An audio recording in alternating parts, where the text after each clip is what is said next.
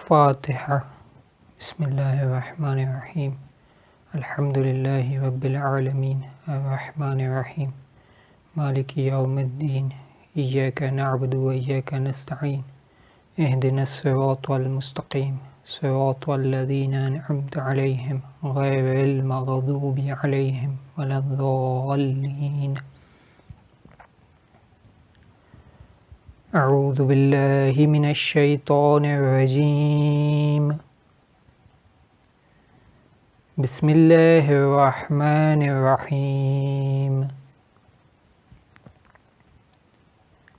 انا اعطیناک الکوثر فصل لربک وانحر ان شانئک هو الابتر۔ صدق اللہ العلی العظیم۔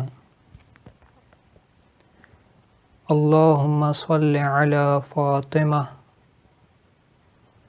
وابیہا وبعلہا وبنیہا والسر المستودع فیہا بعدد ما احاط به علمک۔ اللہم صل علی محمد وآل محمد وعجل فرجہم واللعنۃ الدائمۃ علی اعدائہم اجمعین۔ عزیزان گرامی، آج کی اس مجلس کا موضوع حضرت فاطمہ الزہرا سلام اللہ علیہا کی زندگی سے متعلق چند سوال و جوابات کا تذکرہ ہے۔ جناب سیدہ کا سب سے بارز اور روشن لقب سیدۃ نساء العالمین ہے۔ سوال یہ ہے کہ جناب سیدہ کو سیدۃ نساء العالمین کیوں کہتے ہیں؟ تو دیکھیے بچوں، جب اللہ تعالیٰ اپنا تعارف قرآن مجید میں کرواتا ہے تو سورہ حمد میں ارشاد فرماتا ہے الحمدللہ رب العالمین۔ تمام تعریفیں اس اللہ کے لیے ہیں جو تمام جہانوں کا، تمام کائنات کا رب ہے، یعنی اللہ رب العالمین ہے۔ اور جب پروردگار عالم اپنے حبیب کا تعارف قرآن مجید میں کرواتا ہے تو ارشاد فرماتا ہے وَمَا أَرْسَلْنَاكَ إِلَّا رَحْمَةً لِلْعَالَمِينَ، کہ اے حبیب ہم نے آپ کو تمام کائنات کے لیے، تمام جہانوں کے لیے رحمت بنا کر بھیجا۔ تو پروردگار عالم بھی رب العالمین ہے۔ جب وہ رب العالمین ہے تو اپنے آخری رسول کو بھی رحمت للعالمین بنا کر بھیج رہا ہے۔ یہی وجہ ہے کہ جب 28 صفر کو رسول صلی اللہ علیہ وآلہ وسلم اس دنیا سے انتقال فرماتے ہیں تو اپنے بعد ایک ایسی ہستی کو چھوڑ کر جا رہے ہیں کہ جس طریقے سے عالمین کے لیے پروردگار عالم رب العالمین ہے، اس کا بھیجا ہوا رسول رحمت للعالمین ہے، تو ان کا جانشین بھی کائنات کا مولا اور آقا ہے، جس کا لقب بنتا ہے مولا کائنات۔ چونکہ وہ جانشین ہے وہ ان کا خلیفہ ہے، خلیفۃ الرسول ہے، تو سوائے اس چیز کے کہ رسالت اور نبوت محمد مصطفیٰ صلی اللہ علیہ وآلہ وسلم پر تمام ہو گئی اور ختم ہو گئی، وہ تمام خصوصیات اور ولایت جو رسول کے پاس تھی کہ رسول تمام عالمین کے لیے مولا و آقا تھے، تو رسول نے جب یہ کہا من کنت مولاہ فہذا علی مولا، تو جب رسول کائنات کے لیے مولا تھے تو ان کے بعد آنے والا بھی علی ابن ابی طالب علیہ الصلاۃ والسلام مولا کائنات قرار پاتے ہیں۔ بالکل اسی طریقے سے رسول اپنے اہل بیت کو جو چھوڑ کر جا رہے ہیں کہ جب رسول فرماتے ہیں انی تارکن فیکم الثقلین کتاب اللہ و اطرتی اہل بیتی، کہ میں تمہارے درمیان خدا کی کتاب کو چھوڑے جا رہا ہوں اور اپنے اہل بیت کو چھوڑے جا رہا ہوں، تو یہ اہل بیت بھی اسی معیار کے نمونہ عمل ہیں جس طریقے سے نمونہ عمل رسول خدا صلی اللہ علیہ وآلہ وسلم ہے۔ یہی وجہ ہے کہ جناب سیدہ کا بھی لقب ہے سیدۃ نساء العالمین، اللہ رب العالمین ہے، اس کا حبیب رحمت للعالمین ہے، اور ان کے بھائی علی ابن ابی طالب مولائے کائنات ہیں، اور ان کی زوجہ سیدۃ نساء العالمین ہیں، اور ان کے دونوں فرزند سیدہ شباب اہل الجنہ ہیں۔ تمام جوانوں کے جو جنت میں جائیں گے ان سب کے سید و سردار حسن اور حسین ہیں۔ تو یہ پنجتن پوری کائنات کے لیے نمونہ عمل قرار پاتے ہیں۔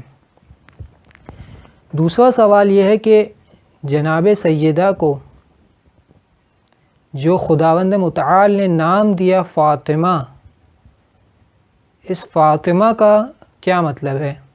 روایات میں اس کے دو معنی ذکر ہوئے ہیں۔ ایک معنی اس کا یہ ہے کہ فاطمہ یعنی وہ ہستی جس کی حقیقی معرفت حاصل کرنے سے مخلوقات قاصر ہوں،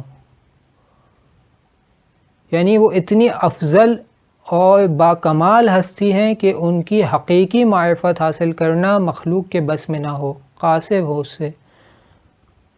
اسی طریقے سے دوسرا معنی ہے اس کا، وہ یہ کہ جناب سیدہ کے محبین، جناب سیدہ کے چاہنے والے، جناب سیدہ سے مودت کرنے والے مومنین سے آتش جہنم دور کر دی گئی ہے۔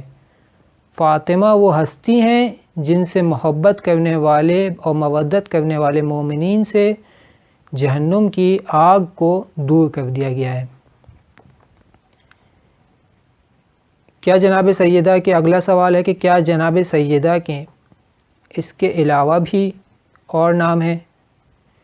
جی بالکل، جناب سیدہ کے زمین پر اگر نام فاطمہ ہے تو آسمان پر نام منصورہ ہے، طاہرہ ہے، زکیہ ہے، راضیہ ہے، مرضیہ ہے، صدیقہ ہے، شہیدہ ہے، حورہ ہے، حانیہ ہے، جس کی تفسیر کے لیے خود ایک ہر نام کے اندر مختلف روایات موجود ہیں۔ جناب سیدہ کا ایک لقب ہے بطول۔ بطول کا کیا مطلب ہے؟ بطول کا مطلب یہ ہے، روایات میں اس کے دو معنی آئے ہیں۔ ایک اس کا معنی یہ ہے کہ ایسی خاتون جس کو مردوں کی طرف رغبت نہ ہو، اور دوسرا معنی اس کا یہ ہے کہ ایسی خاتون جو ان عام نجاستوں سے پاک ہو جو عام طور پر خواتین کو لاحق ہوا کرتی ہیں۔ اسی طریقے سے جناب سیدہ کا نام منصورہ یعنی وہ کہ جو ہستی جو کامیاب ہو، صدیقہ یعنی وہ ہستی کہ جس سے جھوٹ کا گمان بھی نہ ہو، ہمیشہ سچ کہتی ہوں، شہیدہ یعنی وہ ہستی کہ جن کو دیکھ کر یہ نظر آ جاتا ہے کہ یہ خدا کی گواہی دے رہی ہیں۔ اسی طریقے سے مختلف نام ہیں جناب سیدہ کے، طاہرہ جو خود قرآن مجید کی آیت سے کہ یہ وہ ہستی ہیں کہ جو ایسی پاک و پاکیزہ ہیں جیسا پاک و پاکیزہ رہنے کا حق ہے۔ بالکل اسی طریقے سے جناب سیدہ کا ایک اور لقب ہے زہرا۔ زہرا کا کیا مطلب ہے؟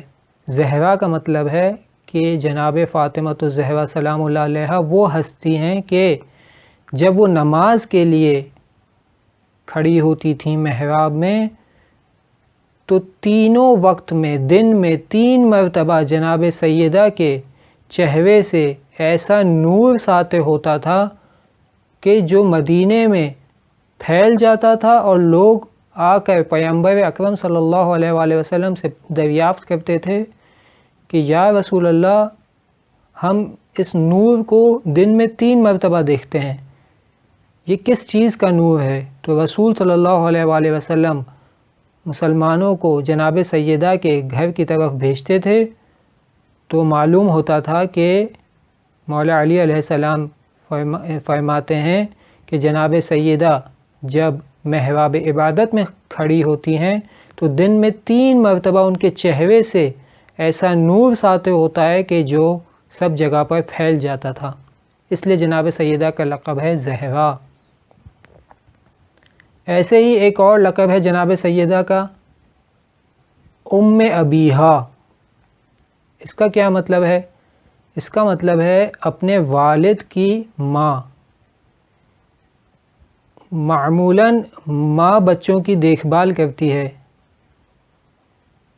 تو جب رسول صلی اللہ علیہ وآلہ وسلم کی زوجہ بی بی خدیجۃ الکبریٰ سلام اللہ علیہا کا انتقال ہو جاتا ہے، تو جناب سیدہ رسول صلی اللہ علیہ وآلہ وسلم کی اتنی کم عمری کے اندر ہوتے ہوئے بھی ایسی دیکھ بھال کرتی ہیں، ایسا خیال رکھتی ہیں کہ رسول صلی اللہ علیہ وآلہ وسلم جناب سیدہ کو لقب دیتے ہیں ام ابیہا، کنیت جناب سیدہ کو دیتے ہیں ام ابیہا، یعنی اپنے والد کی ماں۔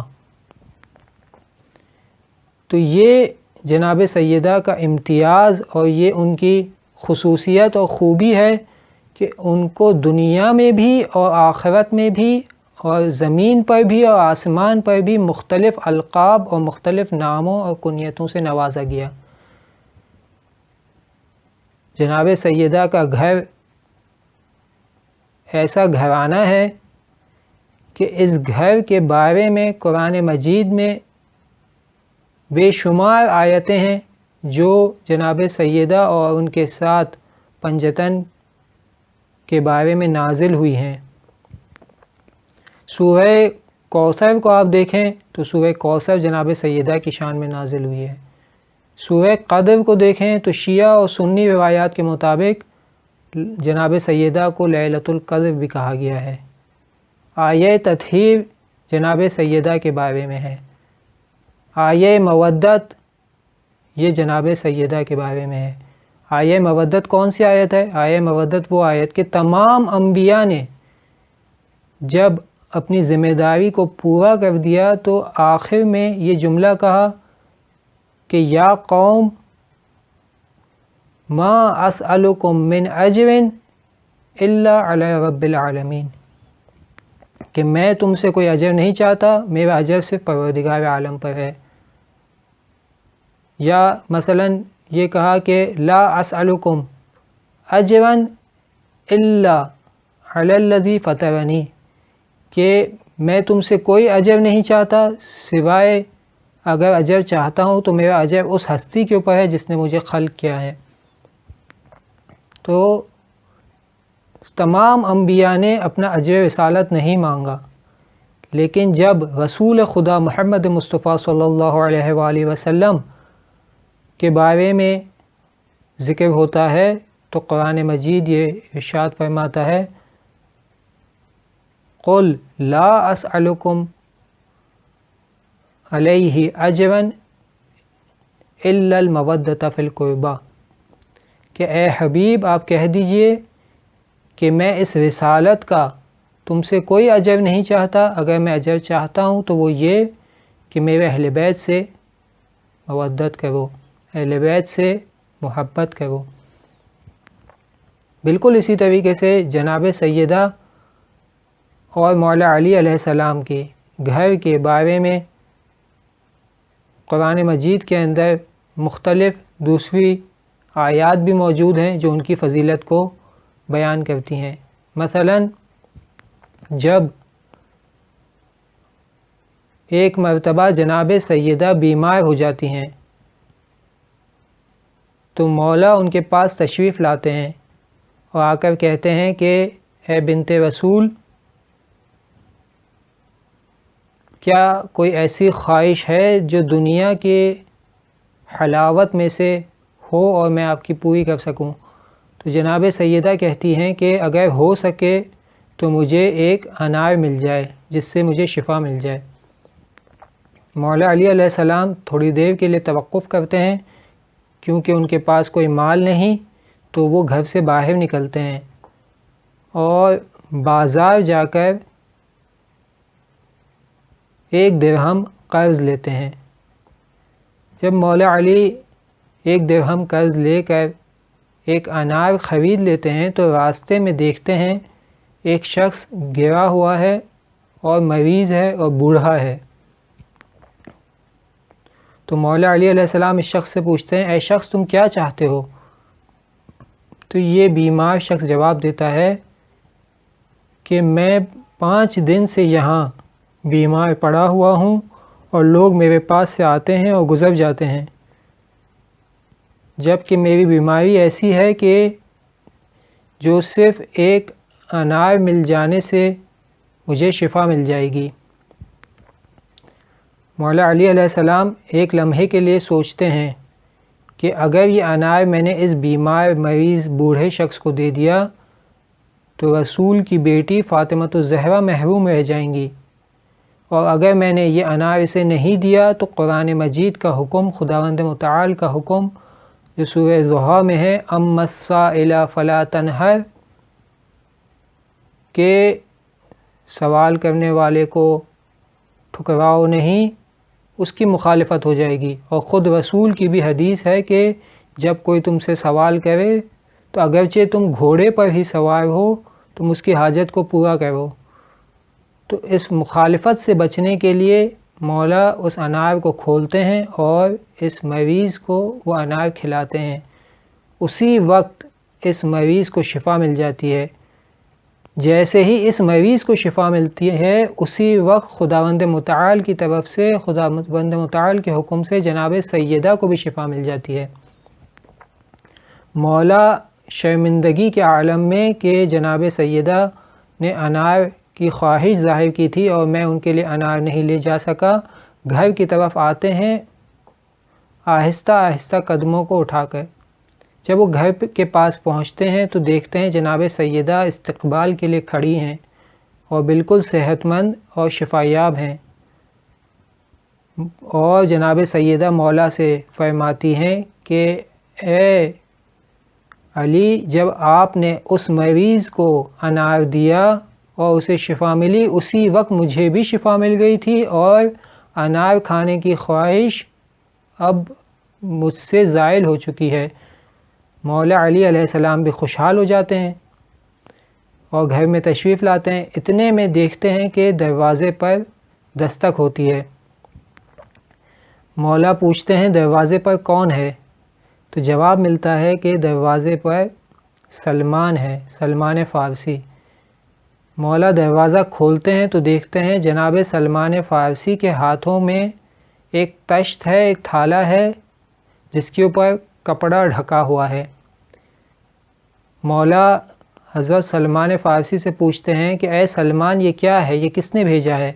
تو حضرت سلمان فارسی جواب دیتے ہیں کہ یہ انار چند انار ہیں جو خداوند متعال نے اپنے حبیب، اپنے رسول کو بھجوائے، اور رسول صلی اللہ علیہ وآلہ وسلم نے یہ انار آپ لوگوں کے لیے بھجوائے ہیں۔ مولا جب کپڑے کو اٹھاتے ہیں تو دیکھتے ہیں کہ اس تھالے میں 9 عدد انار موجود ہیں۔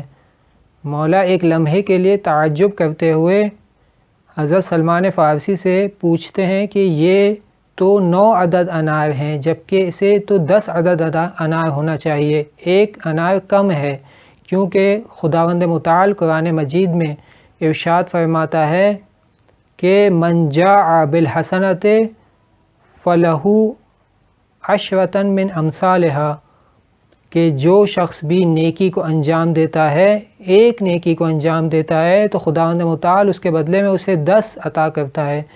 تو یہ 9 کیوں ہیں؟ تو ایک مرتبہ حضرت سلمان فارسی مسکراتے ہیں اور ایک انار جو انہوں نے اپنے پاس چھپا کے رکھ لیا تھا وہ اس تھالے میں واپس رکھ دیتے ہیں اور کہتے ہیں کہ اے علی، میں نے اس انار کو اس لیے چھپا لیا تھا تاکہ میں یہ پہچانوں کہ آپ کا علم غیب یہ پہچان لیتا ہے کہ نہیں۔ تو ایک مرتبہ مولا علی علیہ السلام اس تشت کو گھر میں لاتے ہیں اور تمام اہل بیت سے تناول فرماتے ہیں۔ اتنے میں رسول صلی اللہ علیہ وآلہ وسلم کے اوپر آیت نازل ہوتی ہے وَيُعَثِّرُونَ عَلَىٰ أَنفُسِهِمْ وَلَوْ كَانَ عِندَهُمْ جُسَاسَا، کہ یہ لوگ اپنے اوپر دوسرے افراد کو ترجیح دیتے ہیں اگرچہ خود انہیں بھی اس کی حاجت ہوا کرتی ہے۔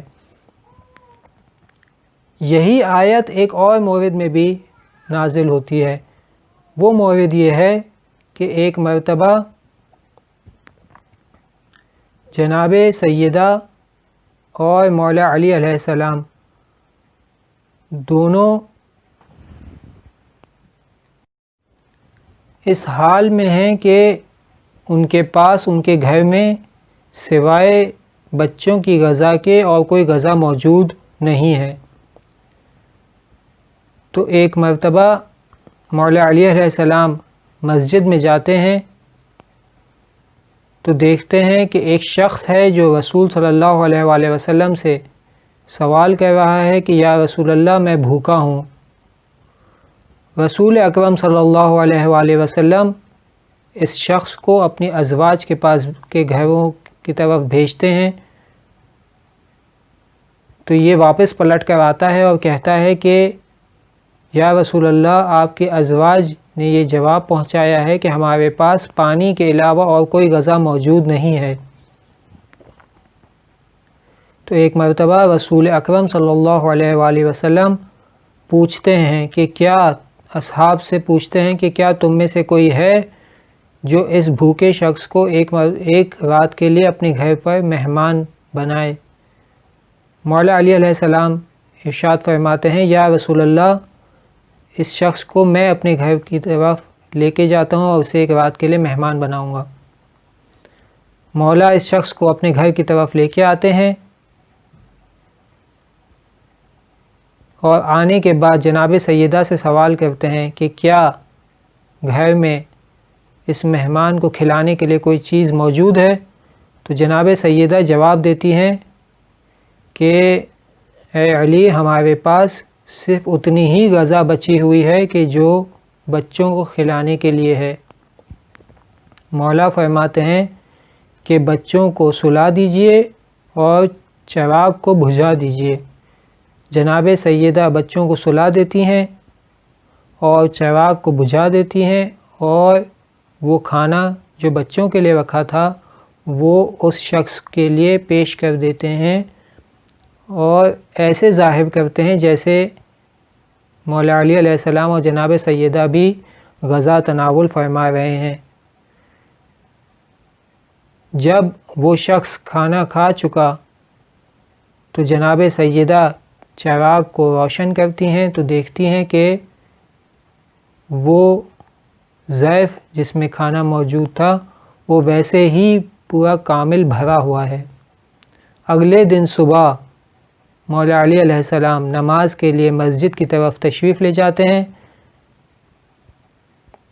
تو نماز میں رسول صلی اللہ علیہ وآلہ وسلم جب سلام کر کے نماز کو تمام کرتے ہیں تو مولا علی علیہ السلام کی طرف رخ کر کے ایک مرتبہ گریہ کرتے ہیں اور ارشاد فرماتے ہیں کہ خداوند متعال نے یہ آیت نازل کی ہے کہ یؤثرون علی انفسہم ولو کان عندہم جساسا، کہ یہ لوگ اپنے سے زیادہ دوسرے افراد کو ترجیح دیتے ہیں، ان کی حاجت کو پورا کرتے ہیں اگرچہ کہ خود بھی حاجت مند ہوا کرتے ہیں۔ تو عزیزان گرامی، یہ گھر وہ گھر ہے کہ جنہوں نے مدینے میں تمام افراد کا خیال رکھا، حتیٰ قرآن مجید کی جو سب سے عظیم آیت اہل بیت کے بارے میں ہے وہ بھی اس گھرانے کے بارے میں ہے کہ خداوند متعال جب ارشاد فرماتا ہے انما یرید اللہ لیذھب عنکم الرجس اہل البیت ویطہرکم تطہیرا،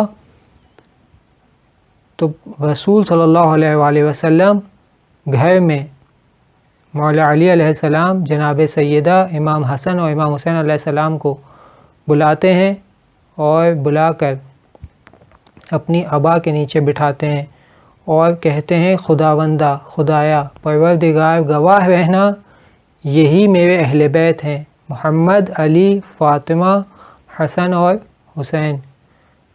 تو جناب ام سلمہ پوچھتی ہیں کہ یا رسول اللہ، کیا میں اہل بیت میں سے نہیں؟ تو رسول صلی اللہ علیہ وآلہ وسلم ارشاد فرماتے ہیں کہ تم خیر پر ہو، یعنی تم خیر پر ہو، یہ تمام افراد جو اس چادر کے نیچے ہیں صرف یہی میرے اہل بیت ہیں۔ عزیزان گرامی، اسی لیے اس گھر کے بارے میں شاعر کہتا ہے کہ گھر فاطمہ زہرا کا عجب شان کا گھر ہے، یہ وحی کی منزل ہے، یہ قرآن کا گھر ہے، اسلام کے ماحول میں ایمان کا گھر ہے، مومن کی، منافق کی یہ پہچان کا گھر ہے۔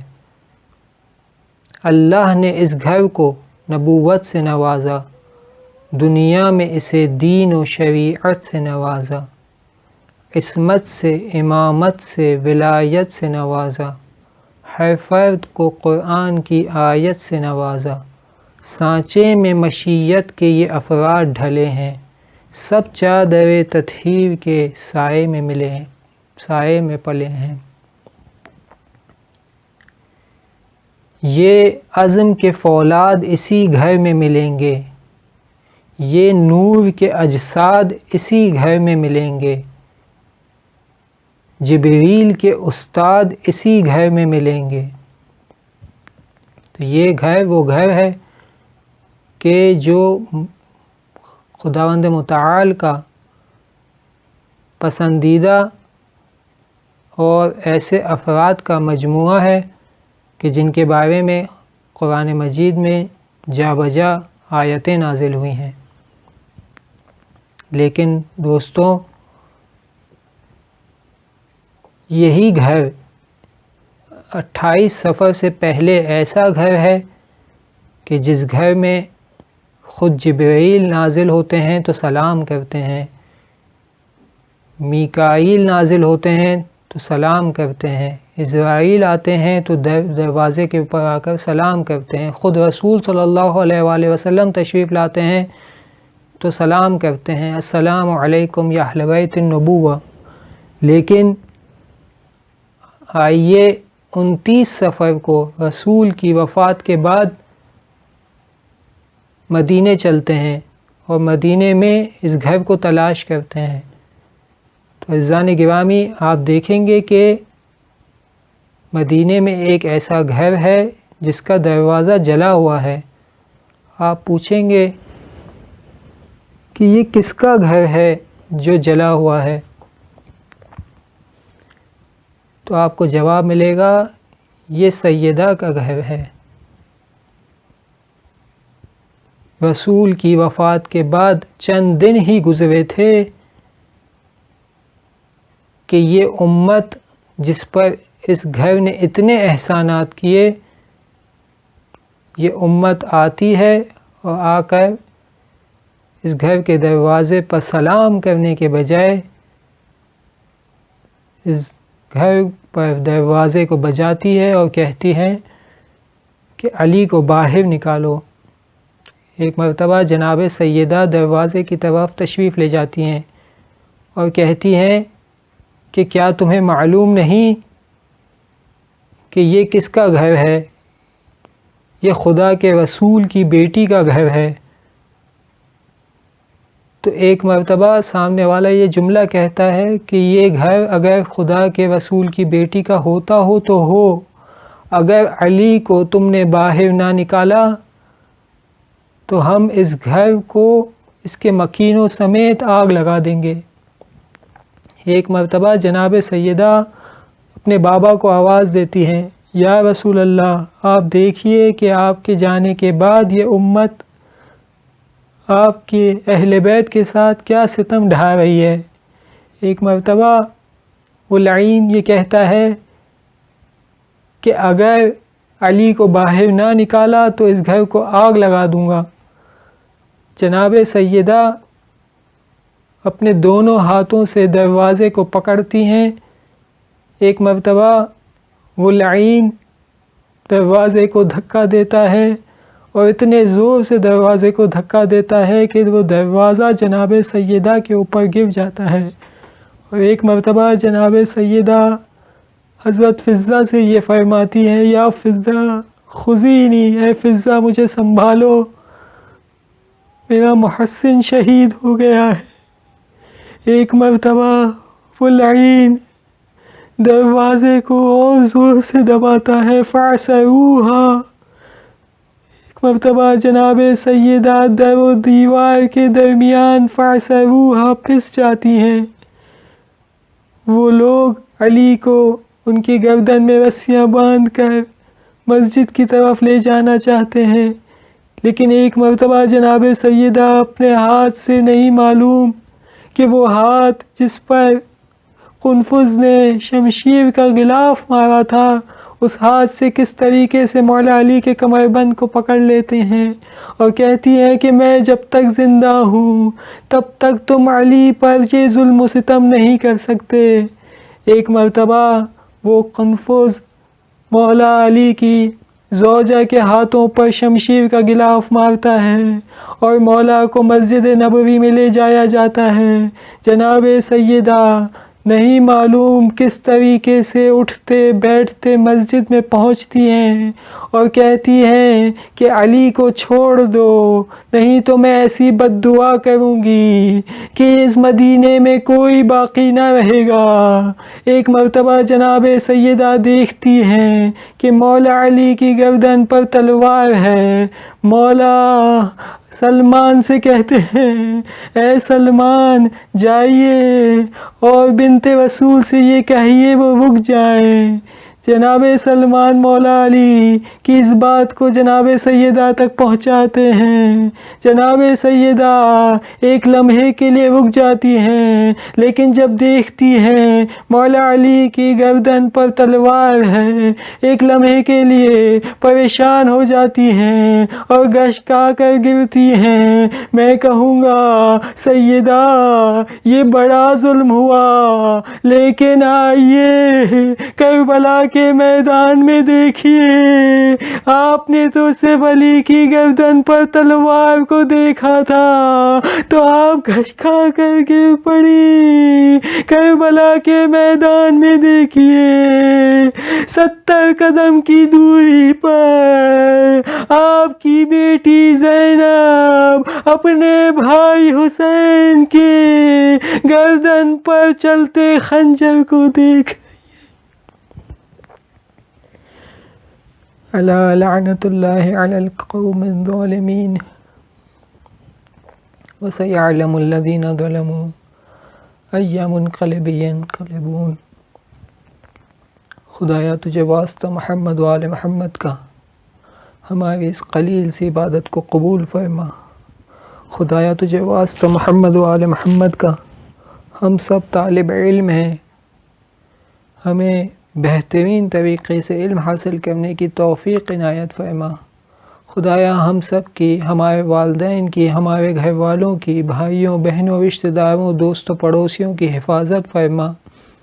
اس موذی مرض کو جس نے اس دنیا کو تہو بالا کر دیا ہے، پروردگار ہم سب کو، تمام مومنین کو اس بلا سے امان میں رکھ اور اس بلا کو جلد از جلد خاتمہ فرما۔ خدایا تجھے واسطہ محمد و آل محمد کا امام زمانہ عجل اللہ تعالی فرجہ الشریف کے ظہور میں تعجیل فرما، ہمیں ان کے اعوان و انصار میں شامل فرما۔ پروردگارا بانیان مجلس کی اس قلیل سی سعی و کوشش کو قبول فرما اور انہیں عظیم درجات دے اور ان کے اور ہمارے مرحومین کی مغفرت فرما۔ ربنا تقبل منا انک انت السمیع العلیم وتب علینا انک انت التواب الرحیم۔